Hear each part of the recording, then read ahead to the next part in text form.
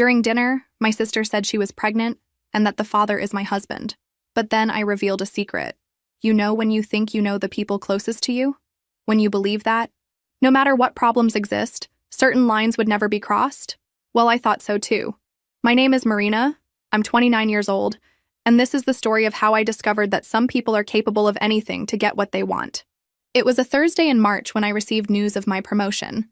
After 4 years working as a project manager at a tech company in Austin, Texas, I would finally be commercial director. I couldn't stop smiling at the office. I called David, my husband, and Beatrice, my younger sister, to share the joy. Let's celebrate at Terrazzo tonight, I suggested. Terrazzo was that chic Italian restaurant downtown, where a meal cost more than minimum wage, but I could afford it. I worked hard for this. I arrived at the restaurant first, wearing that navy blue dress that David always said looked perfect on me. I chose a table in a more secluded corner. I wanted privacy to celebrate. The dining room was full of executives and elegant couples, the kind of environment where I felt comfortable after years building my career. When I saw them arriving together, I found it strange.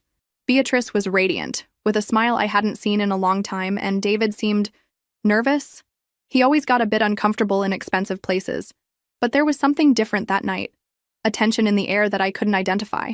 Congratulations on the promotion, Mari! Beatrice hugged me with suspicious effusiveness. She was never very demonstrative with affection, especially with me. We ordered a $200 bottle of Chianti, and I started telling them about the new projects I would lead, the 40% salary increase, the possibilities for international growth.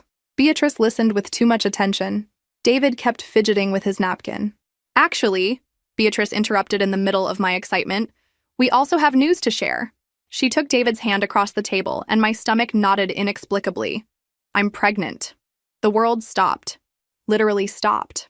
The restaurant voices became a distant buzz. The lights seemed to flicker, and I stared at my sister's hand intertwined with my husband's, as if it were a mirage. Pregnant. Beatrice was pregnant with David's child. I know it's a complicated situation. David spoke for the first time since they arrived, his voice coming out hoarse. But it happened, and we fell in love.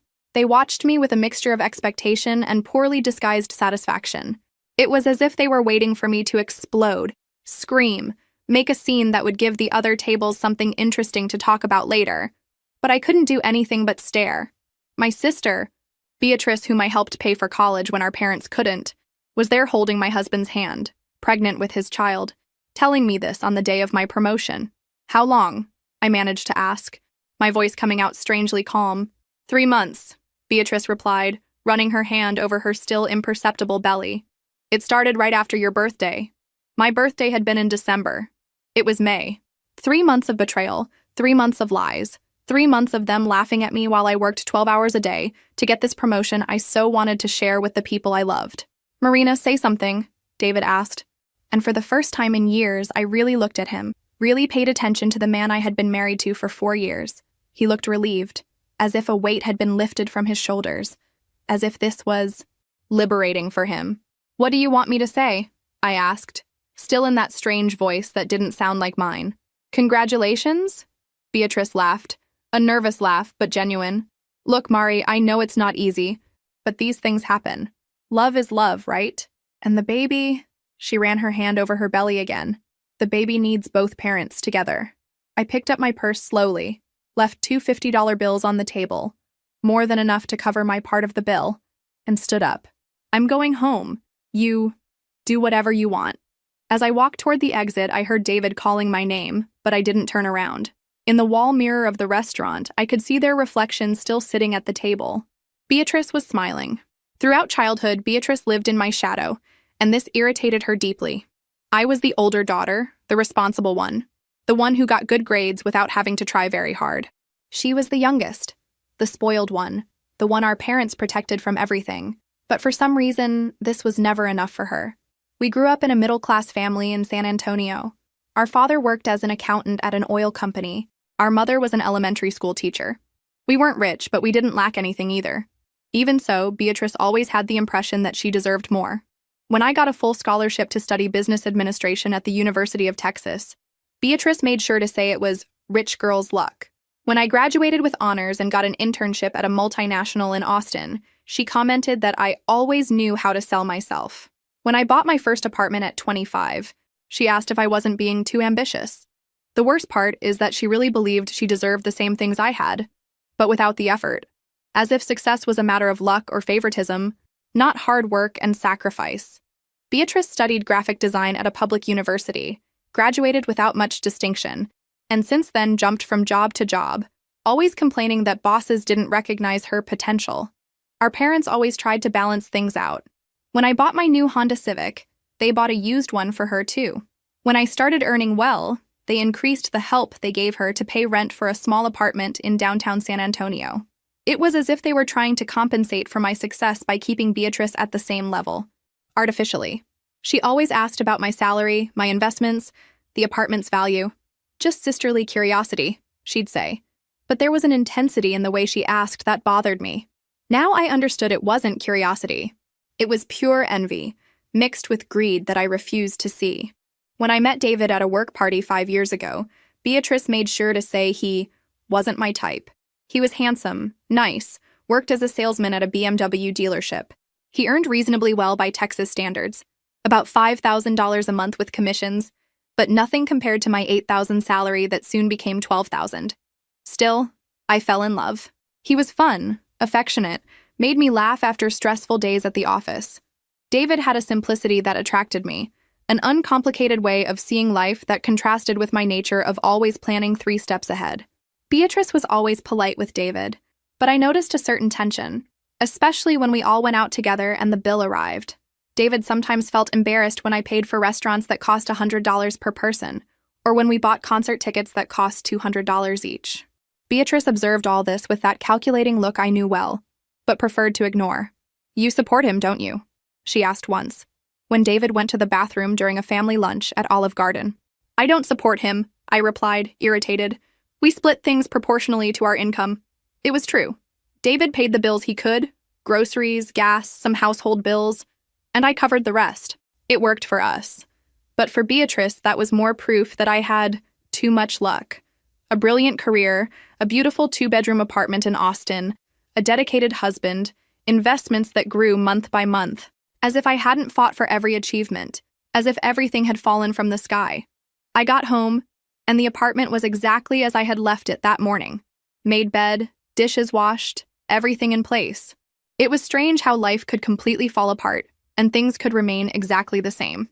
David's toothbrush was still there in the bathroom, his clothes in the closet, that ridiculous Dallas Cowboys mug he'd gotten in a dealership promotion. I sat on the beige leather sofa in the living room, still in my dress and high heels, and stared into the void. My head was strangely quiet, as if my brain had shut down the emotion processing system. I knew I should be crying, screaming, breaking things, but all I felt was a kind of numbness, like when you hit your elbow and can't feel your arm for a few minutes. David didn't come home that night, obviously. At 2 in the morning, I received a message. "I'm at B's house. We'll talk tomorrow." B. He called my sister B, as if they'd been intimate for years, as if I didn't exist, as if our 4 years of marriage were just an inconvenient obstacle that had finally been removed. I spent the night awake, walking through the 120 square meters of the apartment, trying to understand how I had gotten there. How hadn't I noticed the signs? Were there signs? David working later in recent weeks. Beatrice asking about my schedule whenever she called. Both of them arriving together at the restaurant as if it were the most natural thing in the world. Now that I thought about it, Beatrice had appeared a lot in Austin in recent months. "I came to see some clients," she'd say. Beatrice worked as a freelance graphic designer, so it was plausible that she had projects in the city. But Austin was only an hour and a half from San Antonio. Why did she always stay in hotels? Why didn't she ever ask to sleep on my couch like she used to? When the sun rose, I was still on the couch, with my dress wrinkled and makeup smeared. My iPhone showed 17 missed calls from my mother. Beatrice had told her everything, probably in a romanticized version where they were 2 lovers who couldn't resist the cruel fate that made them meet through me. I called the office and said I wouldn't be going to work. Simone, my assistant, noticed something was wrong from the tone of my voice but didn't insist. "Call me if you need anything, Marina. You never miss work. It must be something important." She was one of the few people I could trust completely. I went to take a shower, trying to wash away the sticky feeling from that night. Under the hot water, I finally cried. Not dramatic movie tears, but that tired crying of someone who had just lost 2 important people at once.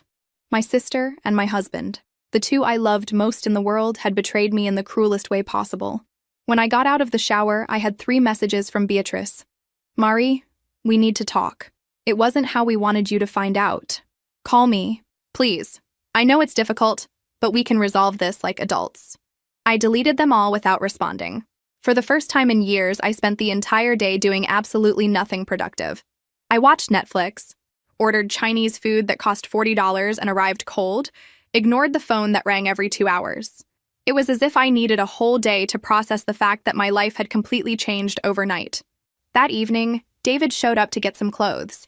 He still had the keys, still felt entitled to enter the apartment I had bought alone as if nothing had happened. He tried to talk, explain, justify himself while packing a suitcase with his things. It wasn't planned, Mari. It just happened. As if betrayal were a meteorological accident, something beyond human control. B was going through a difficult time, needed someone to talk to. How long have you been together? I asked, watching him fold the polo shirts I had bought for him at Nordstrom. Officially? Since January. 4 months. 4 months of lies, fake kisses, empty I love yous before sleep. While I worked 60 hours a week to get the promotion, dreaming of our future together, he was building a new life with my sister. I'm going to find a lawyer, I warned, sitting on the king-size bed I had bought the year before. David stopped packing his suitcase and looked at me for the first time since he arrived. Mari, it doesn't have to be like this. We can resolve everything among ourselves civilly. Divide things fairly without complications. Civilly. Divide things fairly. As if betrayal were an issue that could be resolved with politeness and goodwill. As if he had any right to what I had built. After he left taking 2 suitcases and promising to come back on the weekend to get the rest, I called Helena, my best friend since college and a family law attorney in Houston. I told her everything, trying to keep my voice steady. Helena listened to me in silence and when I finished, sighed deeply. Marina, I'm so sorry. I know how much you loved him and trusted your sister. She paused. About the divorce, I need you to bring all the marriage documents, bank statements, deeds, proof of income, investments, everything. I'll put together the best case possible for you. Helena, I don't care about the money. I just want this to end quickly. Don't say that, Marina. You fought hard to build what you have. You're not going to hand it over to someone who betrayed you.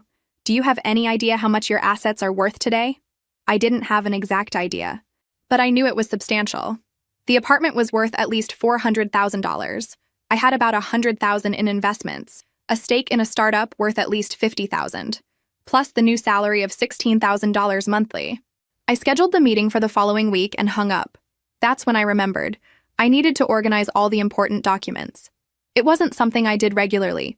Who thinks about divorce when they're happy in marriage? I went to the office I had set up in the 2nd bedroom of the apartment, where I kept everything organized in colored folders like a person obsessed with control. Bank statements from the last 2 years, tax returns, investment statements from Fidelity and Charles Schwab. It was impressive to see on paper everything I had achieved at 29. I was proud of what I had built, but now everything seemed so fragile, as if it could disappear because of a betrayal and a poorly conducted divorce process. I took the green folder where I kept the marriage documents. Birth certificate, marriage certificate from Travis County, contract for... I stopped with the marriage certificate in my hand, frowning. There was something written there about property regime that suddenly caught my attention. Separate property regime. Complete separation of assets. Why complete separation? Most couples in Texas chose community property, partial community of assets. That's when I remembered. Vaguely, like a memory that was stored in a dusty drawer of my brain. Prenuptial agreement. I had insisted on making a prenuptial agreement 4 years ago. I ran to the small safe I had installed in the bedroom closet. It had been so long since I'd opened it that I almost forgot the combination. My birthday inverted. Inside, between the apartment deed and my passport, there it was. A sealed envelope with the seals of the Travis County Clerk's office. Prenuptial agreement. Marina Santos Silva and David Oliveira Ferreira. My hands trembled as I opened the envelope. I vaguely remembered insisting on this at the time, but the details were hazy. It had been 4 years ago. I was so in love and happy that the legal aspects of marriage seemed just a necessary formality to officialize our love. But now, alone in the bedroom at 2 in the morning, holding those pages printed on letterhead from the law firm, I felt something I hadn't experienced in days. A hint of hope. Maybe, just maybe, I wouldn't lose everything I had built. Maybe there was something in those papers that could protect me from my sister's greed and my husband's irresponsibility. I took a deep breath, turned on the bedside lamp, and began reading every word with the attention of someone deciphering their own future. The memory came back like a movie being rewound. It was a sunny Saturday in April, 2 weeks before our wedding. I was 25 and had just signed the purchase contract for my first apartment, a modern 2-bedroom loft in downtown Austin that cost $350,000. David was nervous about the ceremony preparations, complaining about costs that were getting out of control. "Mari, are you sure you need all this?" he said, looking at the vendor list spread on my kitchen table. $15,000 catering, $8,000 photographer, $12,000 decoration. It's a lot of money. A lot. It was a lot of money indeed, especially for him, who earned about $4,000 a month at the BMW dealership. For me, who had just received a substantial promotion and was earning $12,000 monthly, it was an investment in our special day. But I understood his concern. He had grown up in a family where every dollar was counted. "David, relax. I'll pay most of it. You contribute what you can. What's important is us being together, celebrating our love." It was in this context that I mentioned the prenuptial agreement. Not as mistrust, but as natural protection for someone who had significant assets. My lawyer at the time, Dr. Patricia Williams, had suggested it during the apartment purchase. "Marina, you're young, successful, and accumulating assets rapidly. A prenup is sensible, especially when there's significant difference in assets between spouses. It's not mistrust, it's intelligent protection." When I talked to David about this on a Tuesday night, he laughed. Literally laughed, almost spitting out the Shiner Bock beer he was drinking. "Prenuptial? Isn't that rich people nonsense?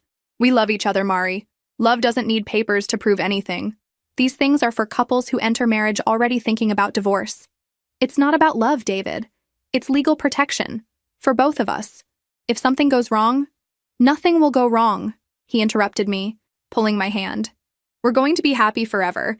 You're being paranoid, baby." He made a face like he didn't understand the necessity, but eventually agreed when I explained it was something that would make me more comfortable. "If it's important to you, fine. But honestly, I think you're complicating something that should be simple." We went to Dr. Williams's office on a Thursday morning.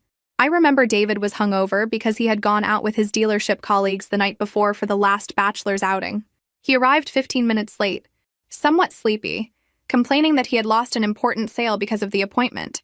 "Sorry, Mari. Had to come straight from work. Johnson wanted to close a deal today, but I said I had an important appointment with you." Dr.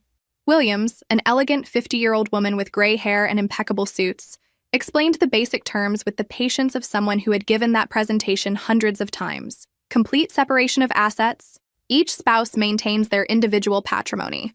No division in case of divorce except for assets acquired jointly with clear proof of mutual contribution. "It's important to understand," she said, looking mainly at David, "that this agreement protects both parties. If you acquire significant assets during the marriage, they will also be protected." "You understand, David?" I asked, observing his somewhat lost expression. Yes. Each one keeps what's theirs, right? Makes sense?" It made no sense at all that he had understood completely, because David never showed interest in complex legal or financial matters. When I tried to talk about investments or financial planning, he would change the subject or make jokes about me being too uptight with money, but he signed all the pages with the ease of someone signing a grocery list. 15 pages of dense legal text, specific clauses about properties, investments, future businesses, inheritance. David barely read the section titles.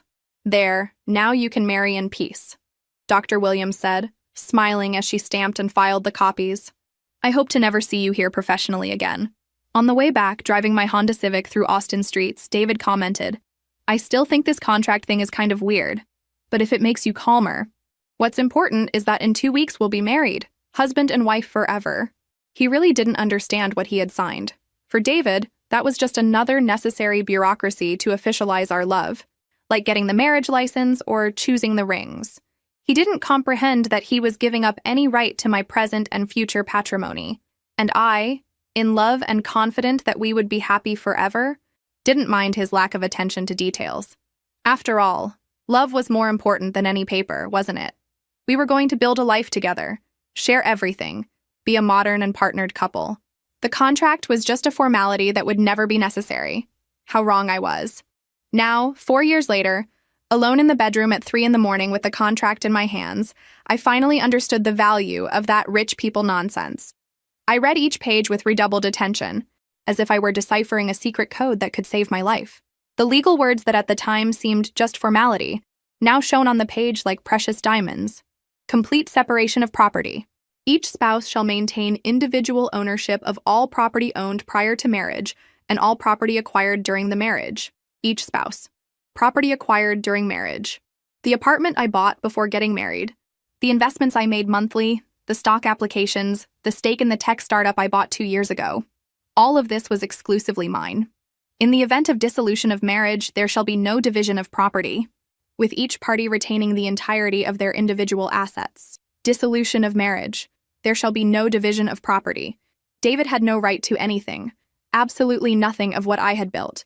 I continued reading, looking for some clause that could complicate things, some loophole he could use to claim part of my patrimony, but there wasn't any. The contract was crystal clear, comprehensive, and bulletproof. Dr. Williams had done impeccable work. Spousal support waiver. Both parties hereby waive any right to spousal support, alimony, or maintenance from the other party. Alimony. David had no right even to alimony, and considering he earned much less than me, theoretically, he would be the one who could ask for financial support. For the first time in 3 days, I smiled. A small smile, but genuine. David had signed his own financial sentence 4 years ago, without even realizing it. And Beatrice... Oh, Beatrice...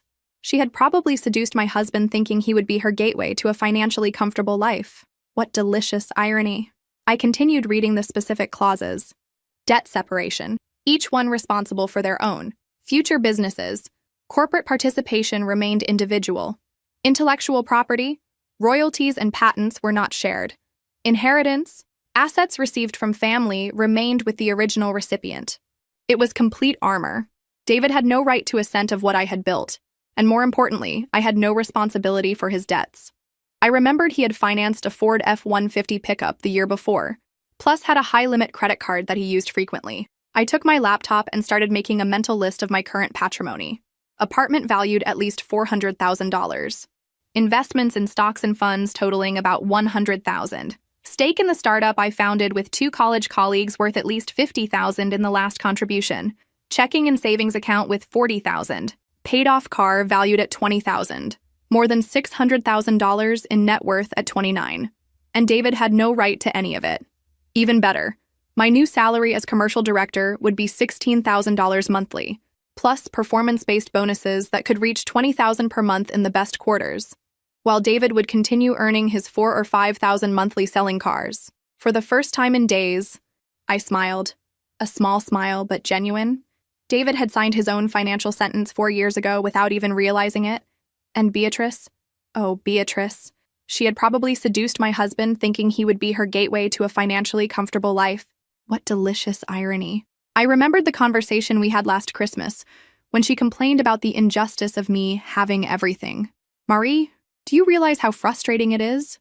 Beautiful apartment, new car, trips, while I kill myself working and barely pay rent. Now I understood it wasn't frustration, it was planning. Beatrice had seen in David an opportunity to finally get what she deserved without working for it. She didn't love him. She loved what she thought he could give her access to. I stored the contract back in the safe, but first took photos of all pages with my iPhone. I sent the images to Helena by email with the subject, "Gift from God." She responded in 15 minutes, even though it was almost 4 in the morning.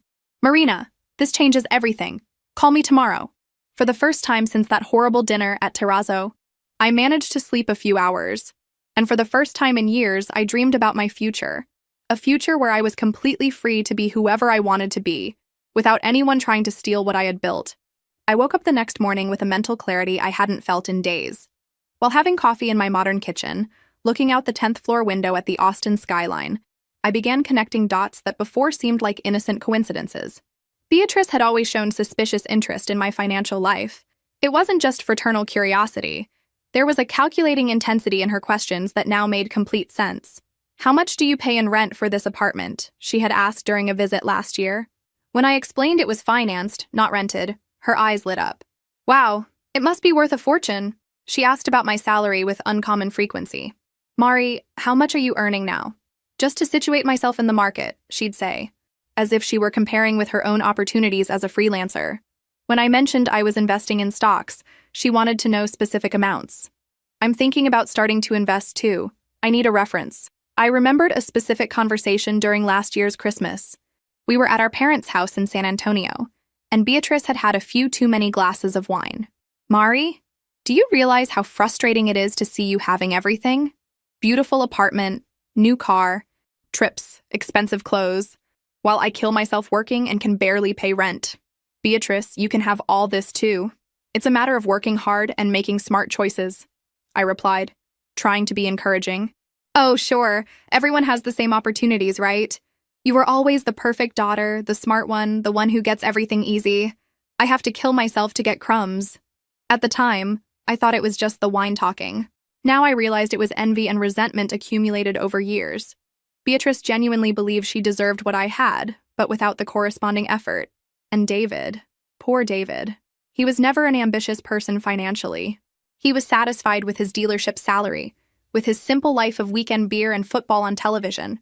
But I noticed how he sometimes looked at the things I bought with a mixture of admiration and discomfort.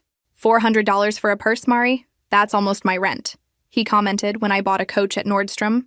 It wasn't criticism. It was more like he was trying to process a financial world completely different from his. Beatrice had probably planted seeds in his head. Imagine when you two get divorced, David. Half of all this will be yours. She didn't know about the prenuptial agreement because I never told anyone in the family. It was a private matter between me and my husband. Now I understood the conversation I overheard by chance a few months ago. David was on the phone on the balcony and I thought it was work. But now I remembered hearing, I don't know if it's the right time. She suspects something. I need to be sure. At the time, I thought he was talking about some complicated sale. Now I realized he was probably talking to Beatrice about how and when to reveal their relationship. The most painful part was realizing they had planned that moment at the restaurant.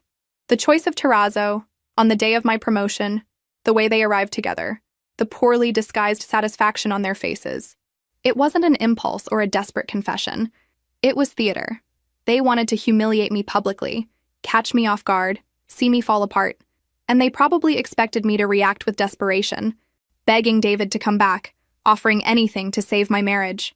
Too bad they didn't know about the prenuptial agreement. I spent the weekend organizing my strategy. I called Helena early Monday morning, before even going to work. Marina girl, this contract is a work of legal art. David has no right to absolutely anything. We can process the divorce in 60 days if he doesn't contest. And if he contests? Based on what? He signed the prenup. Everything is registered. There are no vices of consent. Unless he proves coercion or fraud, which is impossible, he's screwed. Screwed. David was screwed and didn't even know it yet. Helena, I want to do something. I'm going to call them and propose a civilized conversation about the divorce. I want to see their faces when they discover the truth. Marina, are you sure? It might be simpler to just file and be done with it. I'm sure. They humiliated me in public. I want to return the favor. 3 weeks passed since that night at Terrazzo.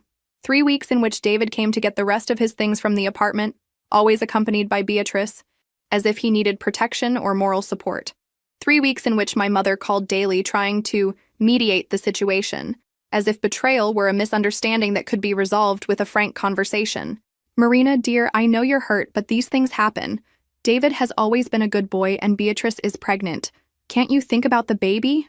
Think about the baby. The baby that my sister was using as an excuse to steal my husband and, consequently, my patrimony. Mom, I won't discuss this. David and I are getting divorced, period. But Marina, you built a life together. The apartment, the plans. Ah, yes. The apartment. The plans. My mother also believed David had a right to half of everything. Beatrice had probably filled the whole family's heads with stories about how I was selfish and petty for not graciously accepting the betrayal. In the 4th week, I called Beatrice. She answered on the 2nd ring as if she were waiting for my call.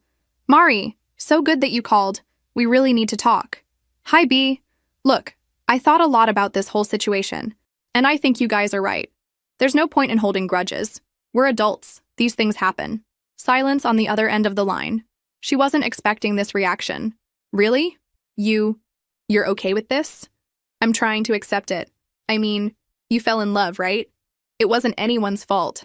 And now there's the baby to think about. Wow, Mari, You can't imagine how relieved I am hearing this. David was so worried, thinking you were going to make drama, complicate the divorce. Complicate the divorce. How interesting. As if I were the complicated person in the story. Not at all. Can we meet to talk civilly about how to resolve everything? Without fights, just to settle things like adults. Maybe dinner again, but this time for closure, not for surprises? Beatrice laughed nervously. Of course, that would be great. David will be so happy. He was afraid you would, well, make a scene. No, imagine. Scene for what? Let's meet at Terrazzo again, since that's where it all started. Saturday night? Perfect. Mari, you can't imagine how important this is for us. Especially now, with the baby coming. I hung up the phone smiling. Saturday night would be interesting. Very interesting. I spent the following days preparing like an actress rehearsing for the performance of her life. I chose the outfit, an elegant black dress that conveyed seriousness and control. I practiced in the mirror the calm and resigned expression I wanted to maintain throughout the entire conversation. Helena thought the idea was risky. Marina, are you sure you want to do this? It might be more efficient to simply notify them through a lawyer. Helena, they humiliated me in public. They planned everything to see me fall apart in front of a restaurant full of people. They deserve the same treatment. And if they suspect something, they won't suspect. They're too busy planning how to spend my inheritance. I arrived at Terrazzo on Saturday punctually at 8 at night. I asked for the same table as last time. The maitre d' recognized me and made a comment about hoping tonight would be a happier night. If he only knew. David and Beatrice arrived together again, but this time the atmosphere was completely different. They were relaxed, smiling, holding hands like a couple in love who could finally show themselves in public. Beatrice wore a dress that highlighted her still small but noticeable belly. Mari! Beatrice hugged me with genuine effusiveness. You look beautiful. Is that dress new? Thank you. You both look well too. How's the pregnancy? Great. We're already thinking about names. David wants Michael if it's a boy. I prefer Gabriel.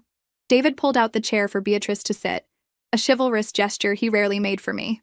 Marina, thank you for agreeing to talk like this. Peacefully, I was afraid that I would make drama? Imagine, David. We're all adults here. We ordered the same bottle of Chianti as last time. The irony wasn't lost on any of us, but this time the atmosphere was one of disguised celebration. They thought they had won the grand prize. So, David said after the first sip, about the divorce, we wanted to propose doing everything amicably. Divide things fairly without complications. Divide things fairly, I repeated, savoring the words. Tell me more about this, David. What do you consider fair? Beatrice and David exchanged a quick glance. They had rehearsed this conversation. Well, we can sell the apartment and split it 50-50. The investments too. And now with your new promotion, alimony will help a lot until I can stabilize with B and the baby. Alimony. He really believed I would pay alimony to him while he raised a child with my sister. I slowly picked up my purse as if I were looking for something specific. David and Beatrice watched me expectantly, probably thinking I was going to take out some divorce documents for us to sign right there, in a friendly reconciliation that would benefit them immensely. Instead, I placed the courthouse envelope with the prenuptial agreement on the table. The paper yellowed by time made a dry sound when it hit the wood. Before we talk about division, I need to clarify something important that you seem to have forgotten. David frowned, looking at the envelope. What is that? Our prenuptial agreement, David. Remember? The one you signed 4 years ago, saying it was rich people nonsense? The color instantly drained from his face. Beatrice looked confused between the two of us. What agreement? You made a prenuptial agreement? We did. And David signed it without even reading it properly. I took the pages out of the envelope and placed them on the table, open so both could see. Complete separation of assets. Do you remember what that means? David picked up the pages with trembling hands. His eyes ran over the lines, trying to process words he clearly didn't understand completely 4 years ago. Calm down, Mari, Beatrice said, her voice losing its previous confidence. Even with an agreement, you were married. There's partial community property, division of assets acquired during marriage. Not when there's complete separation of assets, Beatrice. I pointed to the specific clause. It's here. Each spouse shall maintain individual ownership of all property owned prior to marriage and all property acquired during the marriage. Everything acquired during marriage also stays with whoever acquired it. But this can't be legal, David protested, his voice rising an octave. The apartment, the investments. I lived there. I contributed to expenses. You contributed $300 a month for groceries and gas, David. I paid the $1,800 for financing, the $200 for condo fees, internet, electricity, phone, insurance. Your $300 doesn't give you property rights over a $400,000 apartment. Beatrice frantically flipped through the pages, as if looking for some loophole, some salvation. But alimony? He has a right to alimony. I smiled for the first time that night. Page 5, Section 3. Spousal support waiver. Both parties hereby waive any right to spousal support, alimony, or maintenance. David waived his right to alimony when he signed this. I didn't know what I was signing, David shouted, drawing attention from neighboring tables. You tricked me. I tricked you? David, you were there when the lawyer explained each clause. You said you understood. There are witnesses. Everything is registered at the courthouse. The expression on Beatrice's face was changing from confusion to horror. Reality was hitting like a runaway train. You mean he has no right to anything? Nothing. Zero. Zilch. I put the papers back in the envelope. David leaves the marriage exactly as he entered, with his financed pickup, his clothes, and his credit card debts. David ran his hand over his face, finally understanding the magnitude of the situation. Marina, for God's sake, we can talk about this. You can't leave me with nothing. I'm going to have a child to support. You are going to have a child to support, I emphasized. With your car salesman salary, which, by the way, with child support will be quite tight. Child support? Beatrice asked, her voice coming out as a whisper. Of course, the father has to pay child support. In Texas, it's usually 20% of net income for one child. If David earns $5,000 gross, about $3,800 net remains. 20% of that is $760 per month, forever, until the child turns 18. The two looked at each other in panic. They clearly hadn't done these calculations. Plus medical expenses, daycare when necessary, clothes, education. It's going to be quite expensive to have a baby, guys. David sank into his chair. My God, Marina, how can you be so cold? So calculating? Calculating? Me? You two planned this betrayal for months, humiliated me publicly in this same restaurant, and I'm the calculating one. Beatrice was clearly doing mental math. If David earned $5,000 a month and was going to pay $800 in support, $4,200 would remain, minus taxes, about $3,400 net, to support him, her, and a baby. Beatrice, how much do you earn as a freelancer again? I asked, knowing the answer well. It varies, about $2,000 a month when there are projects. About $2,000 when there are projects. So you'll live on $5,400 monthly at best, for 3 people. Living where? At my house in San Antonio, she murmured. That 1-bedroom apartment you rent for $800? It's going to be cramped with a baby, don't you think? The silence at the table was deafening. Around us, other customers dined happily, oblivious to the financial drama unfolding just meters away. Marina, David tried once more. Are you really going to do this? Leave us with nothing? I know we hurt you, but, David, you didn't hurt me. You tried to rob me. You thought I was an emotional idiot who would hand over half of my $600,000 patrimony because you were in love. $600,000? Beatrice repeated, incredulous. Surprise! I'm richer than you imagined. And now, with the promotion, I'll earn $16,000 a month, while you fight over money for diapers. David buried his face in his hands. I'm an idiot. A complete idiot. Finally, something we agree on. Beatrice tried one last card. Mari, you're my sister. We've always been family. You can't abandon us like this. And your niece or nephew? Don't you want to help? Beatrice. You tried to steal my husband thinking you'd steal my fortune along with him. You calculated wrong. And now you'll have to live with the consequences of your choices. But family doesn't betray family. Family doesn't humiliate family in public restaurants. Family doesn't seduce their sister's husband out of greed. I got up from the table, leaving 2 $50 bills, again more than enough for my part. Your lawyers can contact mine, Helena Williams, in Houston. She has all the necessary information. Marina, wait. David stood up, trying to follow me. No, David, you waited. You waited 4 months to tell me the truth. You waited until the day of my promotion to maximize the humiliation. You waited until you thought you had everything planned perfectly. Now I'm going to make you wait. Wait for what? Beatrice asked, tears beginning to form in her eyes.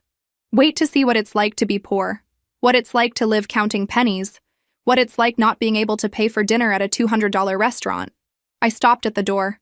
looking back at both of them. Maybe now you'll understand why I work so hard to have what I have, and why I protect what's mine. I left Terrazzo hearing Beatrice start to cry and David cursing under his breath. In the parking lot, sitting in my car, I allowed myself a moment of pure satisfaction. They had tried to destroy me and ended up destroying themselves. My phone rang. It was Helena. So, how was the theater? Better than Broadway. You should have seen their faces when they understood they wouldn't get anything. Marina, you're diabolical, and I completely approve. Helena, can I file for divorce tomorrow? I can file the papers Monday. In 60 days, you'll be free, and they'll still be poor. I drove home smiling for the first time in weeks. Actually, smiling more than I had smiled in years. 6 months later, life had settled into a new normalcy that I had never imagined possible. The divorce was finalized in exactly 60 days. David didn't contest, probably because any competent lawyer would have explained that he didn't have the slightest chance of winning. Helena did impeccable work, and I officially became single on a sunny July morning. Through social media and my mother's inevitable comments, I followed from afar the reality that David and Beatrice were facing. It was like watching a car accident in slow motion. You know you should look away, but you can't. David continued working at the BMW dealership, but things weren't easy. With the unstable economy, luxury car sales had decreased, and his commission had plummeted along with it. According to my mother, he was earning about $3,500 a month, much less than the $5,000 he used to make. Marina, David is going through difficulties, my mother said during one of our weekly phone conversations. With the baby's support, very little is left for him to live on. What a shame, I replied, without a hint of genuine sympathy. But babies are expensive. He should have thought about that beforehand. Little Sophia had been born in September, a little girl who, from photos circulating in the family, had David's eyes and Beatrice's stubbornness. The $800 monthly child support was being automatically deducted from David's salary, leaving even less money for his own expenses. Beatrice had moved back to our parents' house in San Antonio. The one-bedroom apartment she rented was impossible for a couple with a baby, and even splitting bills, they couldn't afford anything bigger. Our parents, already retired and living on limited income, now supported 3 adults and a baby on my father's retirement. Beatrice is trying to get more clients, but it's difficult with the baby, my mother continued. And David? He seems so tired lately, working late, driving an hour and a half every day between Austin and San Antonio. David had tried to move to San Antonio to be closer to the family, but couldn't get a transfer at the dealership. Now he made the daily commute, spending a fortune on gas he could barely afford. He asked to talk to you, my mother said hesitantly. Maybe you could resolve some things. Mom, we have nothing to resolve. The divorce is finalized, he has a new family, let everyone follow their own life. It was true. I had followed my life spectacularly. With the divorce resolved and the betrayal overcome, my energy multiplied exponentially. I concentrated all my strength on my career and business, and the results exceeded my most optimistic expectations. As commercial director, I beat all first-quarter targets, securing the maximum bonus. My effective salary reached $22,000 a month in some periods. The startup I was a partner in secured new investment, tripling the value of my stake. In October, I found an even larger and more modern loft in downtown Austin. 2 floors, 3 bedrooms, private terrace with lake view. I sold my old apartment for $500,000, $80,000 profit in 5 years, and bought the loft in cash for $700,000. I renovated everything from scratch. German kitchen, complete automation, private gym, office with panoramic view. I spent $200,000 on the renovation, but the result was an architectural work of art that became the cover of Austin Home and Design magazine. Wow, Marina, said Simone, my assistant, when she came to see the new loft. This looks like a movie house. You've achieved the American dream. It was true. At 30, I had a net worth of over $1 million, a solid career at an international company, and complete freedom to do whatever I wanted. I traveled to Europe 3 times that year. Paris, Rome, Barcelona, always alone, always first class, always staying at the best hotels. I bought clothes at boutiques I previously considered too expensive, dined at Michelin-starred restaurants, shopped without looking at prices. The loneliness? Curiously, I didn't feel it. After years of being betrayed by those I trusted most, the peace of being alone was almost addictive. I didn't need to explain my expenses to anyone, didn't need to consider others' opinions in my decisions, didn't need to share my space or my time. I started therapy, not for sadness, but for growth. Dr. Rebecca Chen, an incredible psychologist of Asian origin, helped me process not just the betrayal, but years of toxic relationships disguised as family love. "Marina, you grew up believing you had to take care of everyone around you," she said in one session. "Your sister, your parents, your ex-husband. When was the last time someone took care of you?" It was a simple question that made me cry for 15 minutes. I had always been the provider, the responsible one, the problem solver. I never stopped to think if anyone was taking care of me. "Maybe it's time for you to put yourself first," Dr. Chen suggested, "and discover who you are when you're not supporting other people." That's exactly what I did. During the holiday season, I received several messages from Beatrice. First reconciliation attempts, then direct requests for financial help. "Mari, I know you're upset, but we're sisters. Sophia is your niece. Can't you at least help with some baby things?" "Marina, expenses with Sophia are very high. Diapers, medicine, pediatrician. David is killing himself working but can't cover everything. Mari, for God's sake. Answer my messages. We need help, and you're the only person in the family who can afford it." I read them all without responding. I blocked the number after the 10th message. My mother tried to mediate. "Marina, whatever the hurt, the child is innocent. Don't you want to meet your niece?" "Mom, when Beatrice decided to seduce my husband, she made a choice.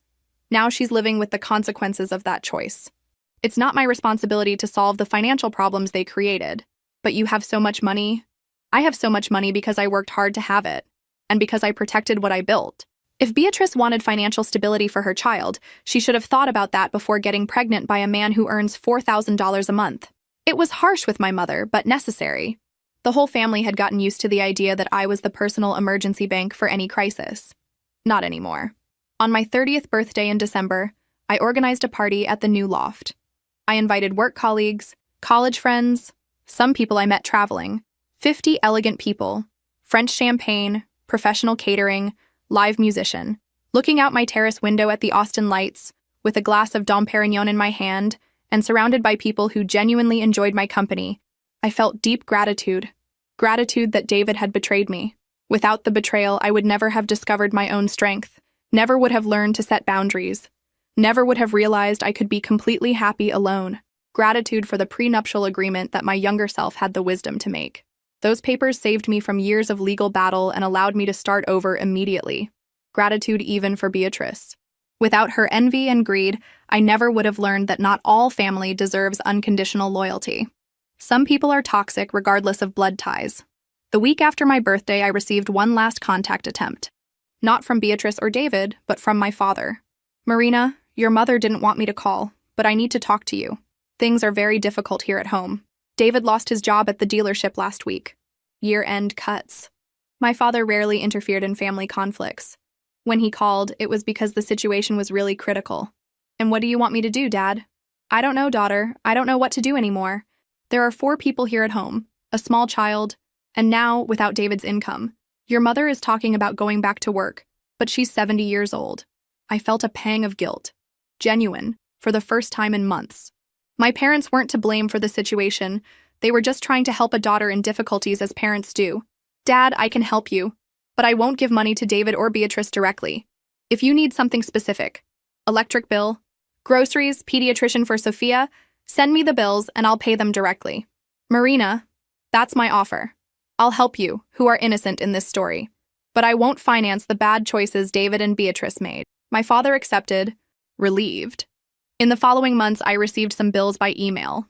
$200 electric bill, $300 groceries, $150 pediatric consultation.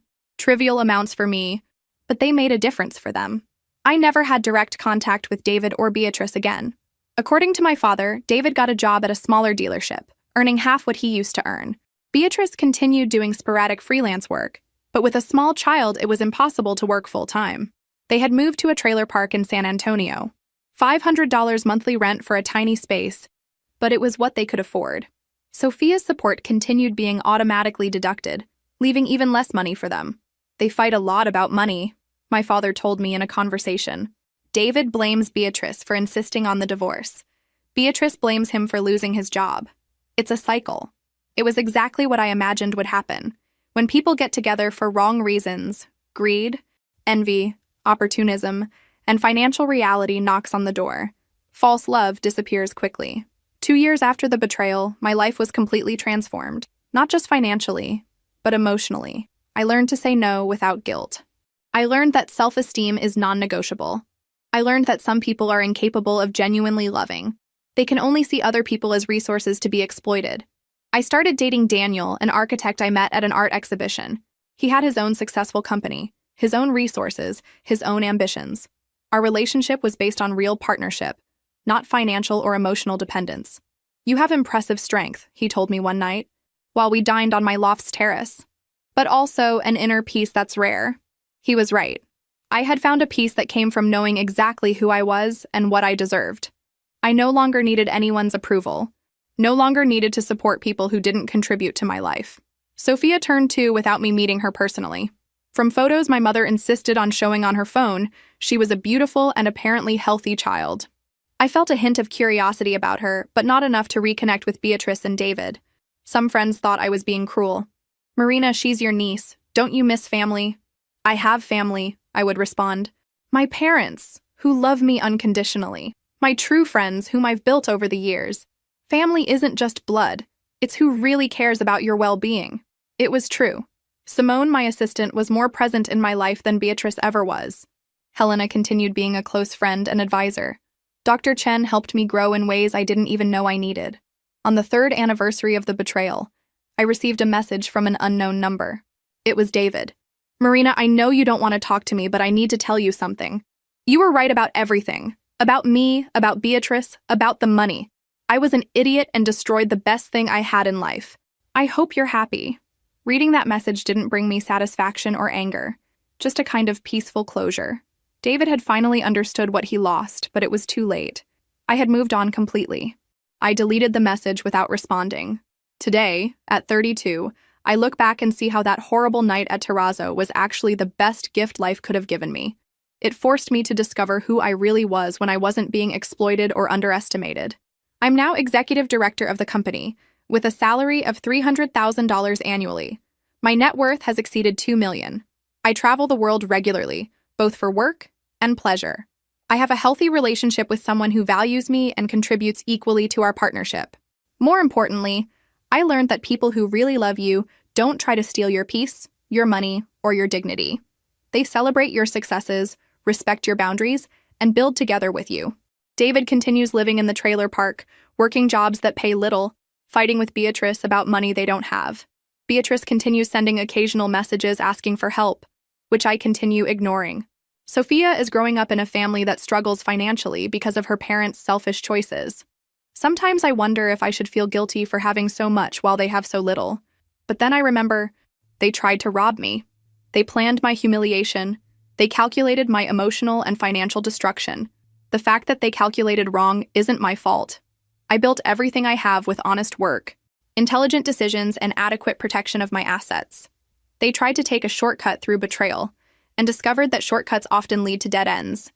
I learned that self-esteem and dignity are non-negotiable, that not all family deserves loyalty, that underestimated people can surprise in devastating ways, and that sometimes the best revenge is simply living well, while those who tried to harm you reap the consequences of their own choices. My story isn't about revenge, it's about justice. It's about discovering that it's worth protecting what you build, and that not everyone deserves access to your life. And it's about learning that when you stop supporting people who only exploit you, much more energy remains to build something truly extraordinary.